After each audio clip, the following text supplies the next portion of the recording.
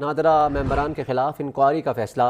Inquiry Nadira ordinance 2000 کی section 26 اور 26A کی خلاف ورزی پر ہوگی۔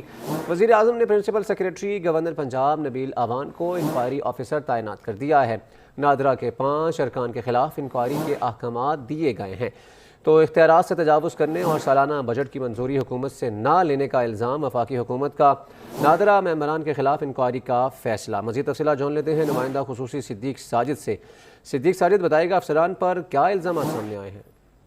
جی، یہ ان افسران پر جو الزامات ہے وہ یہی ہے کہ انہوں نے نادرہ آرڈیننس 2000 کی شیک 26 اور 26A کی خلاف ورزی کی، جس کے تحت جو نادرہ کا منافع سالانہ تھا، سرپلس تھا، وہ قومی خزانے میں جمع کرانا تھا، وہ نہیں کرایا گیا، اور ساتھ ہی ساتھ جو ان کا سالانہ بجٹ ہوتا ہے اس کی منظوری وفاقی حکومت سے لینا ہوتی ہے، لیکن نادرہ کے ممبران نے اس کی بھی منظوری وفاقی حکومت وفاقی کابینہ سے نہیں لی اور خود اپنا بجٹ منظور کر لیا، جس پر وزارت داخلہ جس کے تحت نادرہ ہے انہوں نے ایک سمری جو ہے وہ وفاقی کابینہ کو بھیجی تھی اور نادرہ کے 5 ممبران کے خلاف انکوائری کا وہ سفارش کی تھی۔ اس کو سرکولیشن سمری کے ذریعے وفاقی کابینہ نے منظور کر لیا اور گورنر پنجاب کے پرنسپل سیکرٹری ہیں وہ اس کے انکوائری آفیسر مقرر کیے گئے ہیں اور ان 5 ممبران کے خلاف وہ انکوائری کریں گے۔ جی ٹھیک ہے، بہت شکریہ صدیق ساجد ہمیں اپڈیٹ کرنے کا۔